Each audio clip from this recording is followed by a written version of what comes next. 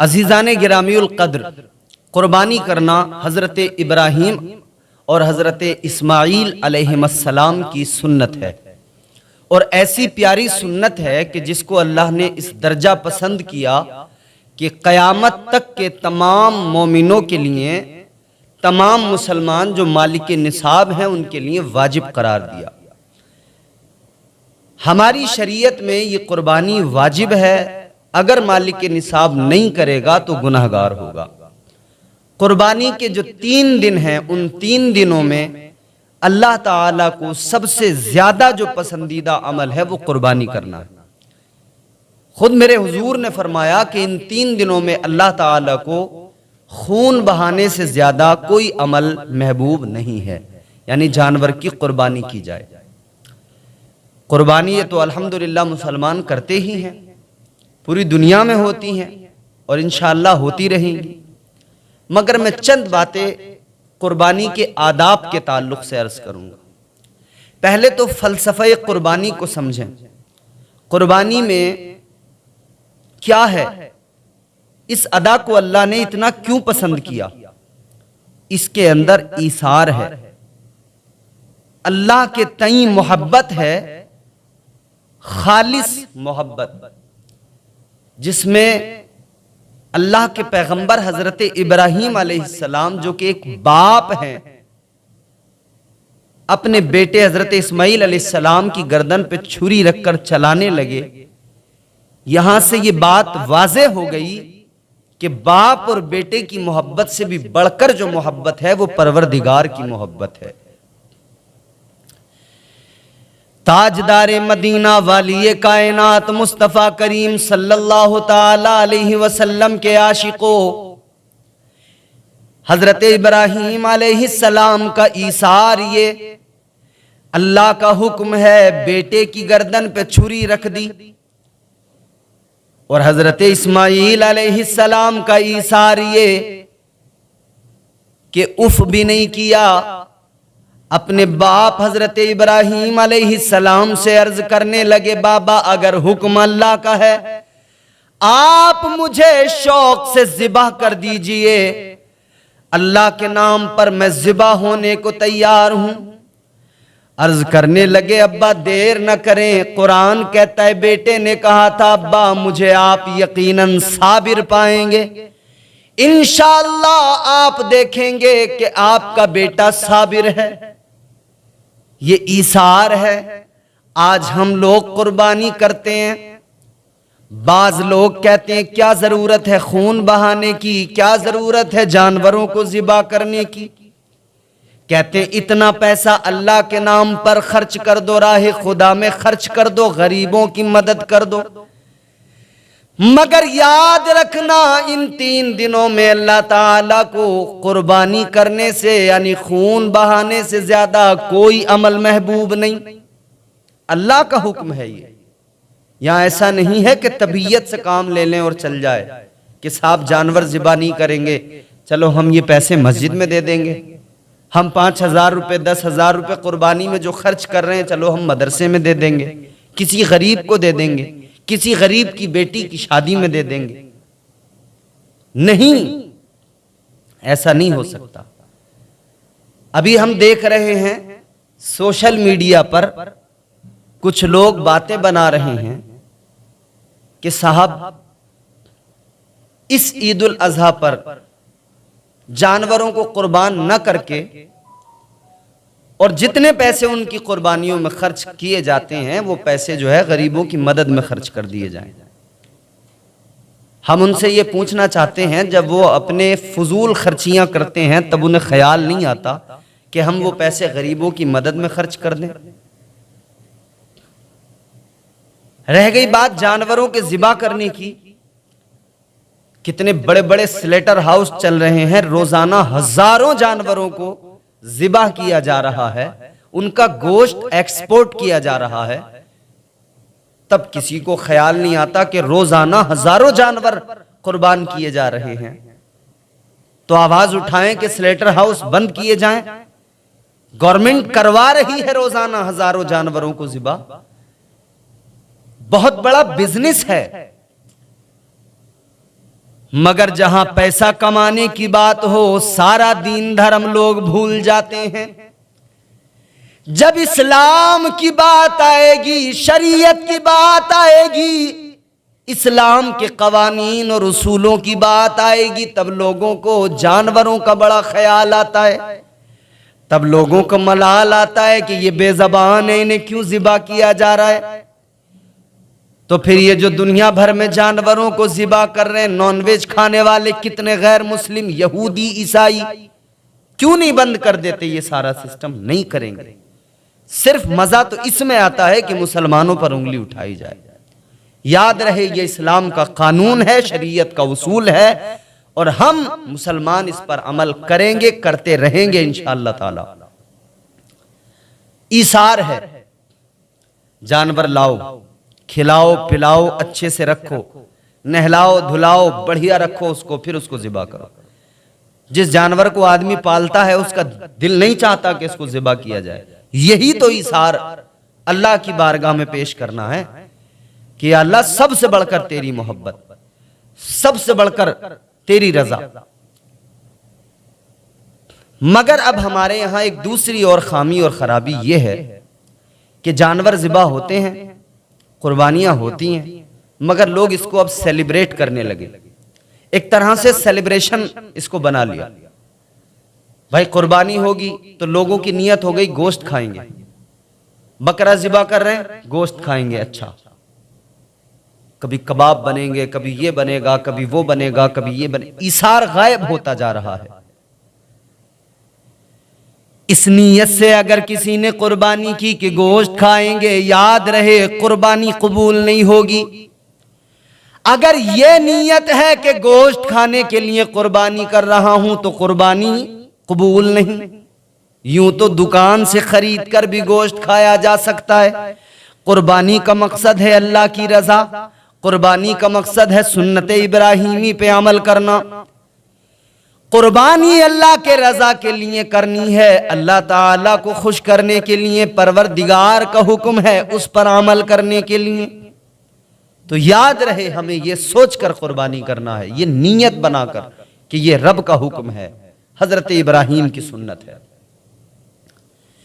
अब बाज लोग तो यूं करते हैं कि कुर्बानी का जो कुर्बानी के आदाब हैं, जो उसूल हैं, जो शरीयत ने बनाए हैं, जो हुजूर ने तरीके दिए हैं कि जब तुम कुर्बानी करो तो तरीका यह हो कि कुर्बानी के गोश्त के 3 हिस्से करो, बराबर बराबर 3 हिस्से। एक हिस्सा गरीबों, यतीमों, फकीरों में तकसीम कर दो, दूसरा हिस्सा अपने रिश्तेदारों में तकसीम कर दो, तीसरा हिस्सा अपने लिए रखो, अपने घर वालों के लिए रखो, उसको खुद खाओ। 3 हिस्से। मगर लोग सारा अपनी फ्रिजों में भर के रख देते हैं, पूरा फ्रिज में गोश्त भर के बिल्कुल उसको फुल करके रख दिया कि अब हम इसको खाते रहेंगे महीनों तक। कुर्बानी का गोश्त मुहर्रम तक लोग इस्तेमाल कर रहे हैं। कुर्बानी के गोश्त से मुहर्रम में हलीम बनाया जा रहा है। सिर्फ गोश्त खाने और मजे लेने के लिए कुर्बानी नहीं होती है। इसका मतलब कतई ये नहीं है जो मैं कह रहा हूं कि आप फ्रिज में नहीं रख सकते हैं या स्टोर नहीं कर सकते, लेकिन ये याद रहे जो गरीबों, यतीमों, फकीरों का हिस्सा है उसको तकसीम करना है, जो रिश्तेदारों का हिस्सा है उसको तकसीम करना है। फिर जो तुम्हारा हिस्सा बचता है उसको 1 दिन में खाओ, 2 दिन में खाओ, 10 दिन में खाओ, 20 दिन में खाओ, आप फ्रिज में भी रख सकते हैं। लेकिन ये नहीं कि सारा का सारा फ्रिज में स्टोर करके रख लिया, अब किसी से कोई मतलब नहीं है, अब हम इसको खाते रहेंगे। याद रखना मेरे अजीजों, कुर्बानी करना है तो इन चीजों का ख्याल रखना बेहद जरूरी है। कुर्बानी करना है तो इन आदाब का ख्याल रखना बेहद जरूरी है। और कुर्बानी करते हुए यह भी ख्याल रहे कि हम जो जानवर लेकर आए हैं कुर्बानी के लिए उसके अंदर कोई ऐब नहीं होना चाहिए। अच्छा उम्दा जानवर लाओ, महंगा जानवर। अब महंगे से मुराद ये भी नहीं है कि आप नुमाइश के लिए महंगा ले आए। जिस अमल में रियाकारी, दिखावा शामिल हो जाए वो भी अल्लाह की बारगाह में कबूल नहीं। जो आजकल होता है ना कि साहब फला साहब लाए हैं 50,000 का एक बकरा, 1 लाख रुपए का बकरा, ये शानदार नुमाइश हो रही है, पूरे मोहल्ले में चर्चा हो रहा है। इस नीयत के साथ अगर जानवर लिया कि 1 लाख रुपए का है, फलां साहब का नाम हो गया, या हम 2 लाख का बकरा या 2 लाख का बड़ा जानवर लाएंगे, हमारा नाम हो जाएगा इलाके में, अगर ये रिया उसमें शामिल हो गया, दिखावा, तो फिर वो अमल अल्लाह की बारगाह में कबूल नहीं है। अल्लाह की बारगाह में खुलूस, खालिस अल्लाह के लिए, अल्लाह की रजा के लिए। बाजारों में देखो आजकल धूम मची है, महंगे महंगे जानवर खड़े हैं, बड़े बड़े सेठ आ रहे हैं अपने नाम के लिए, गांव में मेरा नाम हो जाए, शहर में मेरा नाम हो जाए, चर्चा हो, मेरा अखबारों में छप जाए फोटो। लोग इस नीयत के साथ भी जानवर खरीद रहे हैं। रियाकारी, दिखावा हरगिज ना करें, रियाकारी हरगिज दिखावा ना करें। कुर्बानी के आदाब को मलहूज रखना बहुत जरूरी है। और एक बात यह कि हमारे यहां कुर्बानी जितने लोगों पर वाजिब है घर के अंदर, उतने लोग करते ही नहीं है। एक हिस्सा या एक कुर्बानी करके समझते हैं हमने कर दिया काम, कुर्बानी हमने कर दी, जो हम पर था वाजिब वो हमने पूरा कर दिया। ऐसा नहीं है कि घर में एक आदमी कुर्बानी कर दे तो सबकी हो गई। जितनों पर वाजिब है उन सबको कुर्बानी करना जरूरी है। और उसके लिए शरीयत ने निसाब दिया है ना, 52.5 तोला चांदी या उसके बराबर रकम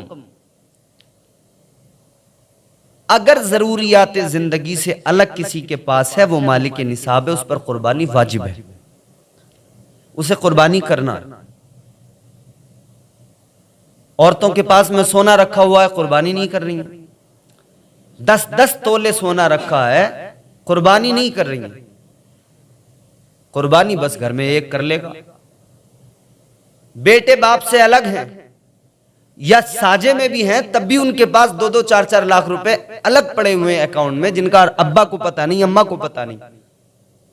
वो कह रहे हैं अब्बा ने कर ली, वो ही है, हमारे सरपरस्त हो गई कुर्बानी। नहीं भाई, तेरे पास जो अलग से पैसा पड़ा है, तू भी मालिक निसाब है, तुझे भी कुर्बानी करना जरूरी है। जानवर अच्छा लाएं, उम्दा लाएं, जिन पर वाजिब है सब करें, दिखावा ना हो, रियाकारी ना हो। और जो तकसीम है, जैसे बड़े जानवर में 7 लोग हैं शामिल, 7 लोगों का हिस्सा है, अब उसका जो गोश्त होगा अंदाजा नहीं चलेगा कि लो भाई इतना तुम ले लो, इतना तुम ले लो, या अगर कोई कहे कि साहब मुझे गोश्त मत दो, तुम ही लोग आपस में बांट लो, ये भी नहीं चलेगा। जितना 7 हिस्से हैं, 7 लोगों पर बराबर तकसीम करेंगे, जितना जिसका बनेगा उतना उसको दिया जाएगा। जब वो ले लेगा अपने हिस्से से, फिर वो 3 हिस्से बनाएगा, एक गरीबों, यतीमों, फकीरों में बांटेगा, दूसरा रिश्तेदारों में, तीसरा हिस्सा उसका अपना होगा। अगर उसे नहीं रखना है, अपने पास नहीं खाना है, यूं तो खाना भी इसको सवाब है और सुन्नत है, फिर भी अगर वो थोड़ा बहुत खाकर और बाकी नहीं रखना चाहता है तो तकसीम कर दे, जिसे चाहे उसे बांट दे। लेकिन पहले जानवर में जब 7 लोग शामिल हैं तो 7 लोग बराबर तकसीम करेंगे, अंदाजा नहीं चलेगा, बराबर वजन किया जाएगा, कम ज्यादा नहीं होना चाहिए।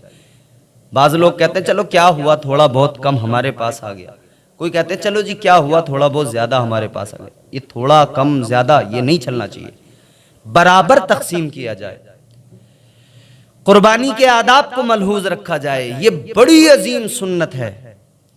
मेरे हुजूर कुर्बानी किया करते थे। एक बात और, एक गलत फहमी और है, कुर्बानी के दिनों में रोजे रखना। हमारे यहां बाज लोग कहते हैं कि साहब कुर्बानी के दिनों में 2.5 रोजे हैं। ये एक बड़ी गलत फहमी है।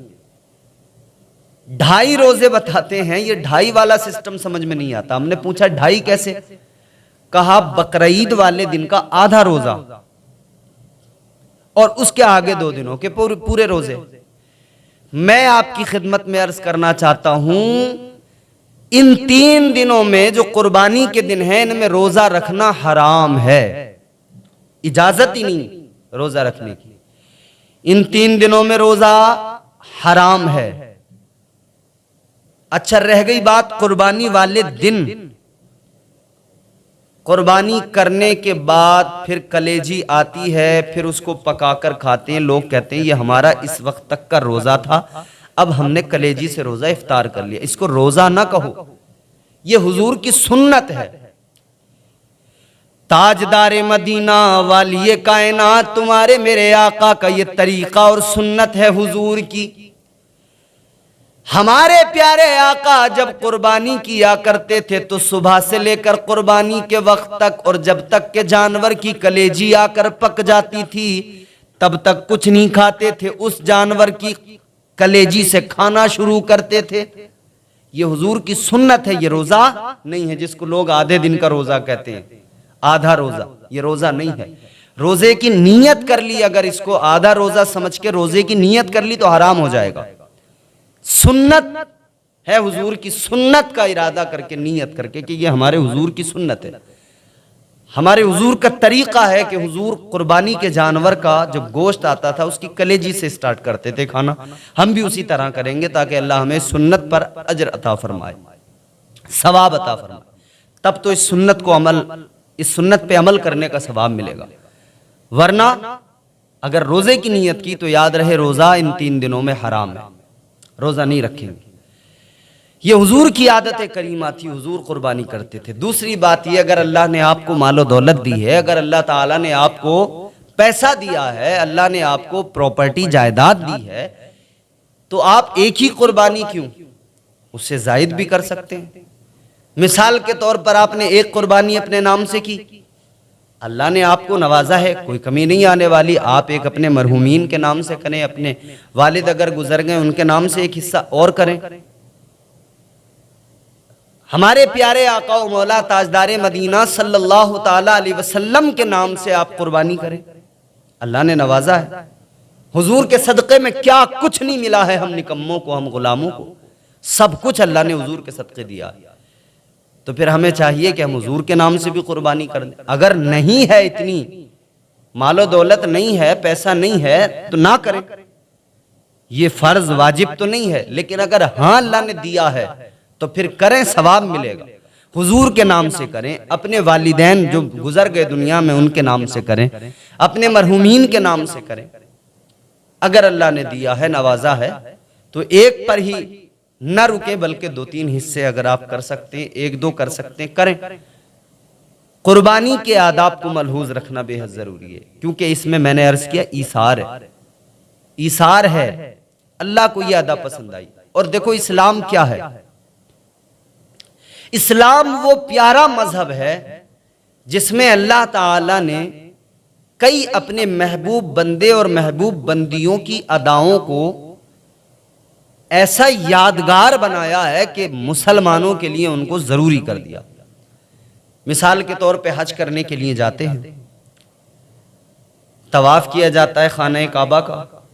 क्यों किया जाता है, क्या मकसद है तवाफ करने का?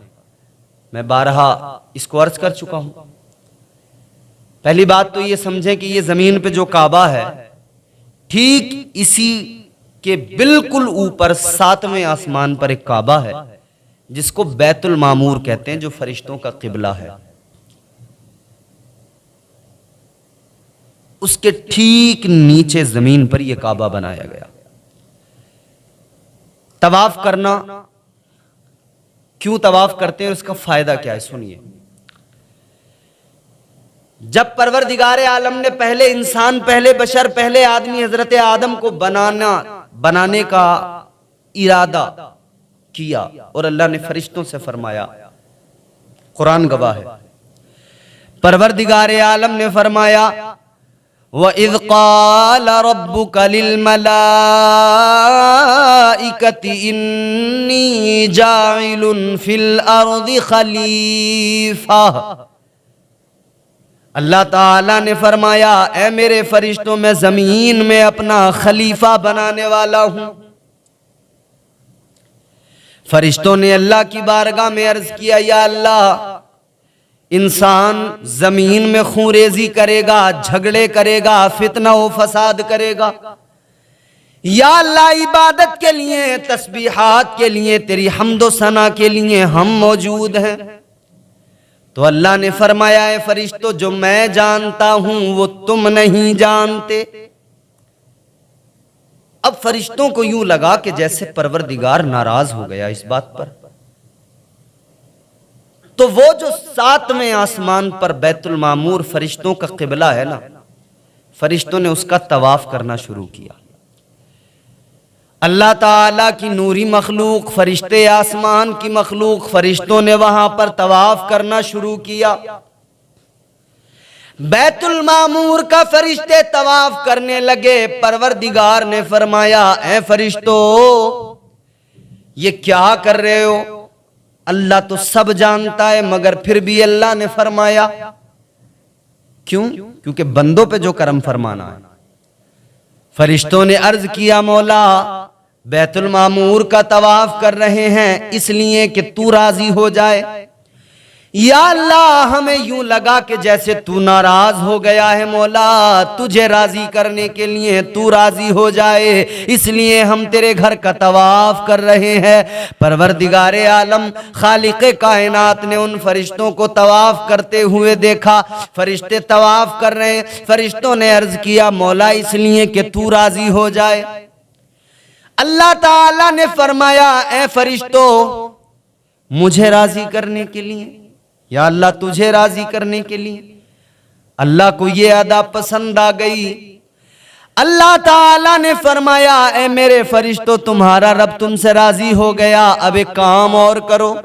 या अल्लाह क्या करना है? अल्लाह ने फरमाया, जमीन पर जाओ, बैतुल मामूर के ठीक नीचे जमीन पर एक मेरा ऐसा ही घर बना दो, काबा बना दो, ताकि जमीन पर जो मेरे बंदे जमीन पर आबाद होंगे उनसे गुनाह हो जाएंगे।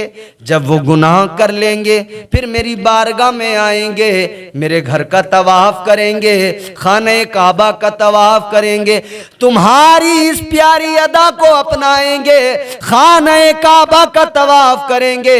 तुम मुझे तुम्हारी इस अदा को वो जब अमल करेंगे इस पर, मुझे उन पे प्यार आएगा, मैं अपने बंदों के गुनाहों को मुआफ कर दूंगा।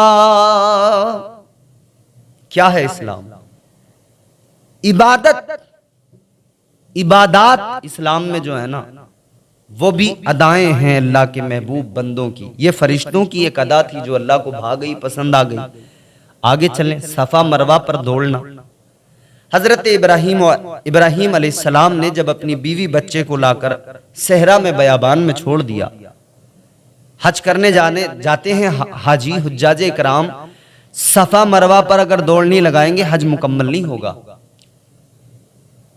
क्यों? हजरत इब्राहीम अलैहिस्सलाम ने हजरत हाजरा को, हजरत इस्माइल को, बीवी और बच्चे को दोनों को सहरा में बयाबान में छोड़ दिया। बीवी ने देखकर कहा था, किसके सहारे? इशारा दिया, रब के सहारे। अर्ज करती हैं, अगर रब के भरोसे छोड़ के जा रहे हो, रब के सहारे, तो फिर हमें किसी की जरूरत नहीं है, हमारे लिए हमारा परवरदिगार काफी है। थोड़ा सा पानी, थोड़े से सत्तू और थोड़ी सी खजूरें थीं जो देकर रुखसत हुए थे। आखिरकार खत्म ही होना था उनको। खत्म हो गया वो पानी चंद दिन में, खत्म हो गई वो खजूरें चंद दिन में, खत्म हो गया वो सत्तू चंद दिन में। फिर क्या किया? अब हजरत इस्माइल अलैहिस्सलाम तड़प रहे हैं प्यास से, पानी ना मिलने की वजह से, खाना ना मिलने की वजह से मां का हाल बुरा है। पिस्तान में दूध नहीं है, खुश्क हो चुके हैं पिस्तान, बच्चे को क्या पिलाएं? तो तड़प रही हैं, पानी मिल जाए कहीं से।